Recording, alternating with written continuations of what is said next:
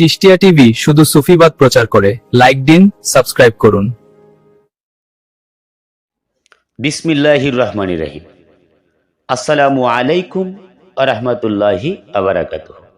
প্রিয় দর্শক, আজ আমরা এমন একটি বিষয় নিয়ে কথা বলবো যা ভুলভাবে জানলে মানুষ পথভ্রষ্ট হয়, আর সঠিকভাবে জানলে মানুষ আল্লাহর নিকটবর্তী হয়। আপনি কি জানেন নারী দেহে আছে 14টি সেজদার মাকাম, আর নারীকে আল্লাহ সৃষ্টি করেছেন শক্তির মূল আধার হিসেবে। কিন্তু সেই শক্তি যদি নফসের হাতে যায় তা হয় ফিতনা, আর যদি রুহের অধীনে আসে তা হয় ইবাদত। আজ আমরা জানব 14 সেজদা কি, কামসিন্ধু আসলে কি, আর কিভাবে তা হালাল ও আধ্যাত্মিকভাবে জাগৃত হয়। ভিডিওটি শেষ পর্যন্ত দেখবেন, কারণ শেষ অংশে আছে গুরুত্বপূর্ণ হেদায়েত ও দাওয়াত। নারী দেহ কেন বিশেষ? আল্লাহ তাআলা নারীকে সৃষ্টি করেছেন সহনশীল, সংবেদনশীল এবং শক্তিধর। হাদিসের বর্ণনা অনুযায়ী জান্নাতের দরজা হলো মায়ের পায়ের নিচে। সুফিগণ বলেন, নারী দেহে শক্তি বেশি, পুরুষ দেহে নির্দেশনা বেশি। এই শক্তির কেন্দ্রগুলোকেই সেজদার মাকাম বলা হয়। আমি আবারও বলছি, এই শক্তির কেন্দ্রগুলোকেই সেজদার মাকাম বলা হয়, বা এই 14টি সেজদার স্থানই হচ্ছে মাকাম। নারী দেহে 14 সেজদা মূলত কি? যেমন কোরআনে আছে 14টি তেলাওয়াতের সেজদা, তেমনি সুফি হাকিকতে নারী দেহে আছে 14টি সেজদা এবং আত্মসমর্পণের স্থান। এই সেজদা মানে মাথা মাটিতে রাখা নয়, নফস ভেঙে আল্লাহর কাছে নত হওয়া। নারী দেহে 14 সেজদার মাকাম: মাথা অহংকার, কপাল নিয়ত, চোখ দৃষ্টি, কান শ্রবণ, 5 নম্বরে জিহ্বা কথা বলা, 6 নম্বর গলা আবেগ নিয়ন্ত্রণ, 7 নম্বর বুক হৃদয় ভালোবাসা, 8 নম্বর ডাইন হাত আমল, 9 নম্বর বাম হাত সংযম, 10 নম্বর নাভি নফসের কেন্দ্র, 11 নম্বর কোমর ধৈর্য, 12 নম্বর ডাইন হাঁটু ইস্তেকামাত, 13 নম্বর বাম হাঁটু নম্রতা এবং 14 নম্বর পা পথ চলা। এই 14টি স্থান যখন আল্লাহর হুকুমে নত হয়, তখন নারী পরিপূর্ণ ইবাদতে রূপ নেয়। কামসিন্ধু আসলে কি? ভুল ভাঙা। অনেকে কামসিন্ধু শব্দ শুনেই ভুল বোঝে। সুফি হাকিকতে কামসিন্ধু মানে জীবন শক্তি প্রবাহ, একটি যৌনতা নয়। আমি আবারও বলছি, কামসিন্ধু মানে জীবন শক্তির প্রবাহ। এটি যৌনতা নয়, এটি শক্তি। এই শক্তি যদি নফসে থাকে পাপ, রুহে থাকে ইবাদত, কলবে পৌঁছে মারিফাত। কামসিন্ধু জাগৃত হয় কিভাবে?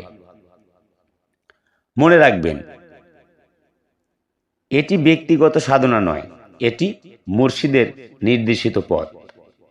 শরীয়তসম্মত 5টি ধাপ। 1 নম্বর পর্দা ও পবিত্রতা। যে নারী নিজের দেহ হেফাজত করে তার শক্তি নষ্ট হয় না।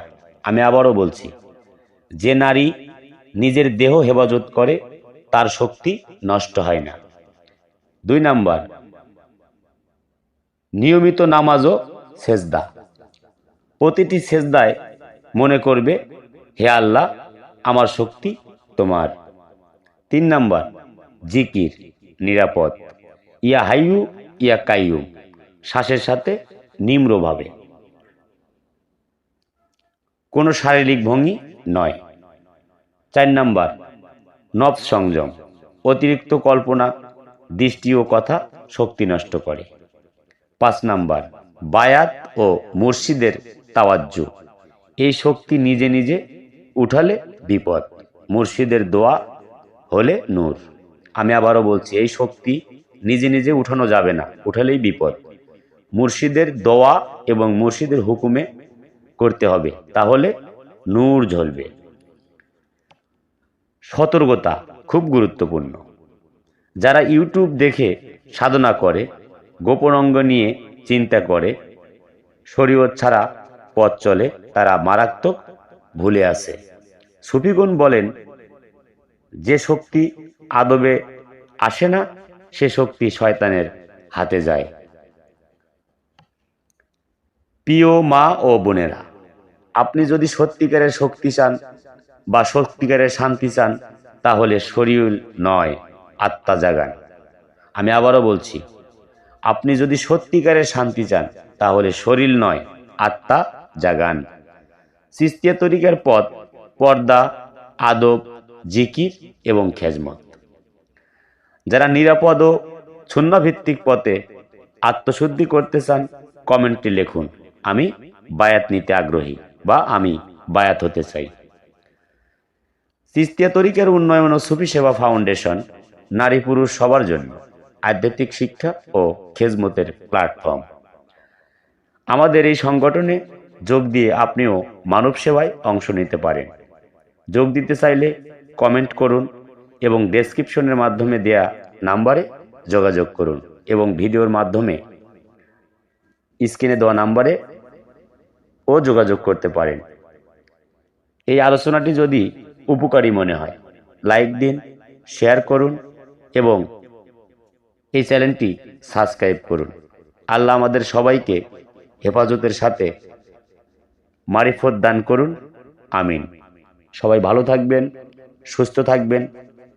আমি আবারও হয়তো নতুন কোনো ভিডিও নিয়ে আপনাদের সামনে হাজির হব। খোদা হাফেজ। জয় গুরু, জয় হোক পাক পাঞ্জাতন, আহলে বায়াত, বিশ্ব মানবতার।